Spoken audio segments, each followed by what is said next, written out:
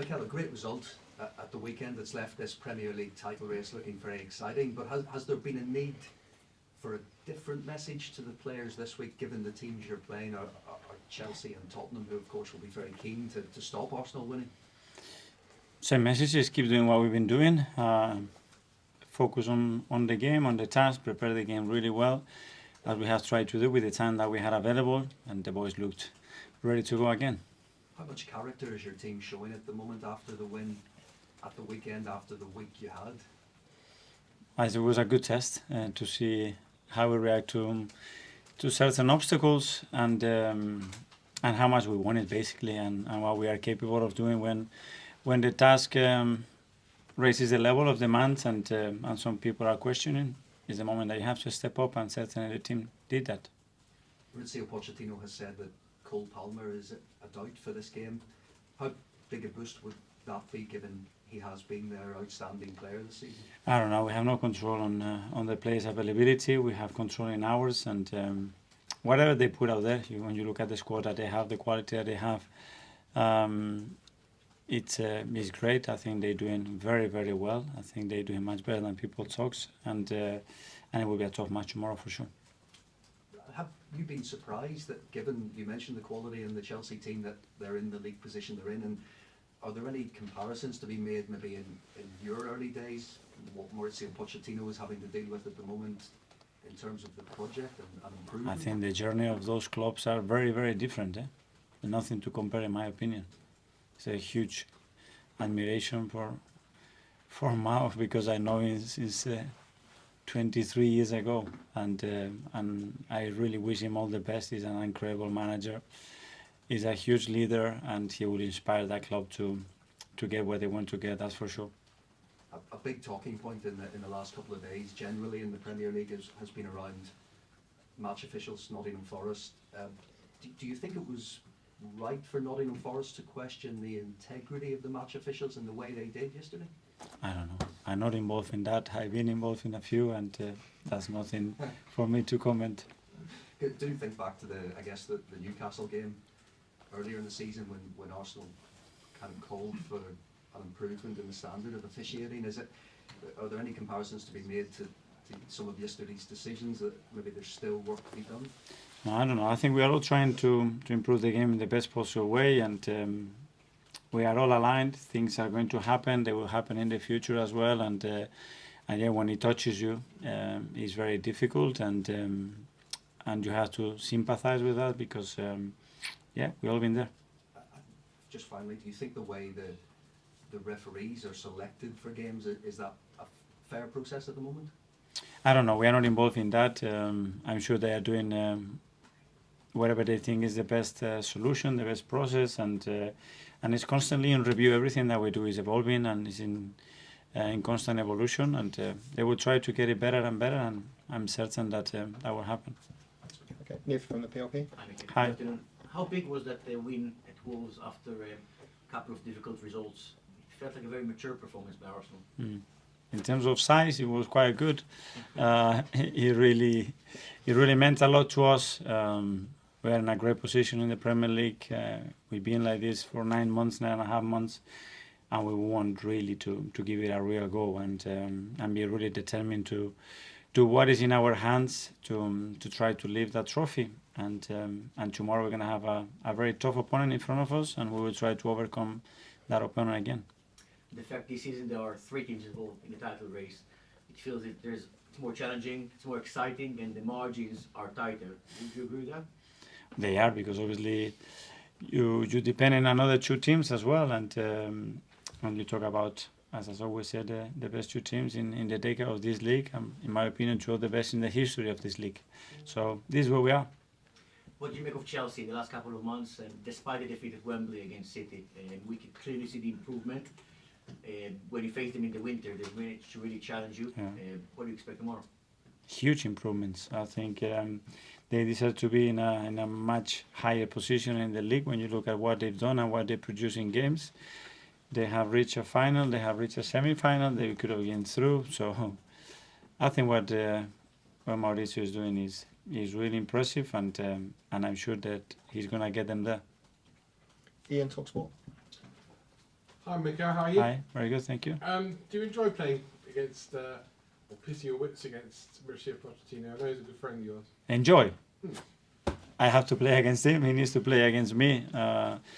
It's huge clubs. It's a London derby. It's a massive game for us, and we have prepared the best possible way. In terms of officials, you were asked about earlier. You said that you think things will change in the future. Do you think things need to change in the future? Do you think that we have a great product on the pitch, see loads of goals, great title race? There's just one little thing letting it all down at the moment. Do you think it needs to change? No, I think it evolved. I think it will evolve because the game is evolving, and the officiating will evolve in direction with the game probably, and the technology as well. And there will be new rules for sure, and they will implement new rules in the future. We have to be open to that. Because it seemed last week in the Champions League, VAR decisions were made a lot quicker. Was that your perception that things are different in Europe compared to here at home? It was super fast. I was fascinated. I You're don't happy know. with that? I don't know. You can really see in 2 seconds 5 different screens. So I would like to review that process. Finally, after the game on Saturday, Pep Guardiola brought up the schedule again. The fact that City had to play Wednesday and then the FA Cup semi-final Saturday. You're playing Saturday and now on Tuesday. I just wanted your idea about whether or not the schedule, the calendar needs to be looked at. Maybe managers need to be spoken to by not only those putting the games on, but also by their chief execs who sign the things that say not only these games they're happy for them to play, but also that tours before and after seasons can go ahead. Yeah, but I already gave my opinion last week about it, and I understand that is a really important topic, but I said what I think, and let's see, there are some improvements, and we look after the players as good as we possibly can between all of us. It's not just an individual responsibility, it's all the factors. The clubs are involved heavily as well, with the broadcaster, with the FA. It's a lot of decisions to be made, and I think we really need to sit down and rethink what we are doing. George, BBC, special day, happy birthday. Thank you very much. Happy birthday. Thank you. Got a nice cake here if you want some. For all of us. Yeah, well, that's it. No, thank you. I just wondered on Saka and Declan Rice and their scheduling, a lot of your players, I think some of them are close to playing sort of 50 games now. And Arsene Wenger used to say that they'd have this red zone, and I know Arsenal do a lot of work on stats. So how close are your players to being burnt out with scheduling and what they're going through at the moment with seasons? Are they almost like they can't wait for the season to end just to get a couple of weeks off? I don't know. When I see them this morning, I had to stop them because winning as well is a big boost of energy. And after the performance against Wolves and winning and having to play a London derby tomorrow, everybody's ready for it. Something else is, yes, the amount and the volume of those games. It's not the moment for us to look at that. We have to think in a positive way and feel and think that we are fresh to perform the best possible way. When you talk about officiating evolving, would you be open to maybe looking at refs from other countries coming to the Premier League? Do you think that would help? Because you could arguably get the best refs in Europe to come and officiate possibly in the Premier League. Would you be in favour of that? I know we have to open to everything. So we have owners from everywhere. We have sporting directors from everywhere, managers, players. I don't know. I think we have to look in-house, and I think there is already a very strong program to develop referees because it was something it was already explained that it would take some time to process. But they are on it, so we're not going to make that decision. That's the decision for them to understand who is the best to take charge of that. And just one more on Cole Palmer. I just wondered if you had much to do with him at Man City when he was probably breaking. I think you'd left by the time we get into the first team. He was too young. He was too young at the time. Yeah. Okay, Jordan, Athletic. Mikel, Hi. for years Arsenal's record against the big 6 teams in the country used to let them down at this point in the season. Last year I think you took 19 from 30. This year with 3 games to go I think you can still take 22 maximum. What's changed there in the psychology when it comes to these big games? Well, whether it's psychology, whether it's performance, whether it's getting better as a team, and obviously the more you win against big teams, the more belief you have that you can do it consistently. And we prepare every game to beat them, and tomorrow definitely will be the same, and we will have to prove on the pitch whether we are capable or not. And you're a player, even when you first took over as manager, Chelsea were probably more established, had the pedigree as the top team. Do you think that's now switched now that Arsenal got into the game as the dominant side? I don't know, but when you look at the history of what they've done in the last 20 years, there is a difference, big difference, and we need to do that, and we haven't done any of that yet. James, I yes, wanted to ask you about the balance of the team. You look at the right-hand side, Saka, White, Odegaard, it's pretty much fixed and it's been there for 2-3 years now.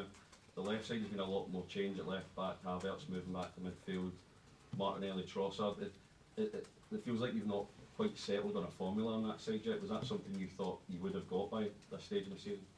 Well, the fact is as well that we had a lot of injuries in that side. Obviously, the fact that we haven't had Thomas for 6-7 months has affected us in a way to play Declan as well in a different position. But I look at it as something really positive as well, that we have the possibility to change players and find different dynamics and units within that side. James, ESPN. Hi, Mikel. Hi. As a manager, what you make of the Chelsea project, you know, spending £1 billion in 2 years and trying to build the team, sort of almost all thrown together, just what you make of that as an idea. I'm not the person to that I can talk about what we have done, but not about what other clubs do. It's entirely up to them, and they will have their vision and very clear how they're going to get where they want to get. Would you like £1 billion to spend?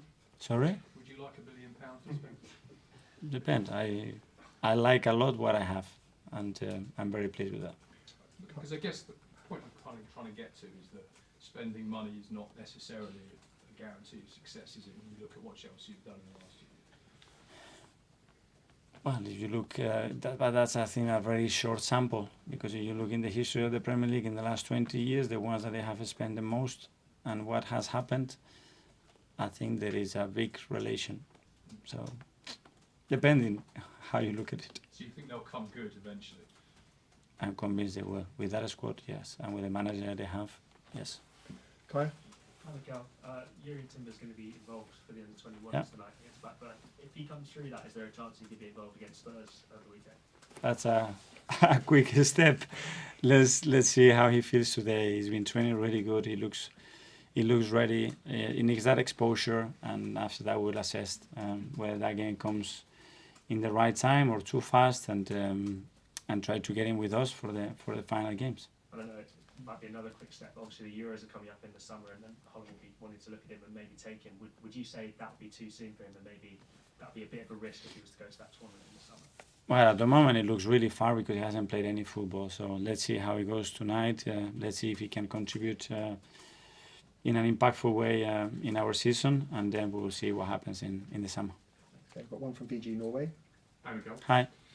Football has seen plenty of wonder kids that have failed to live up to their potential, but how do you think Martin Odegaard did it?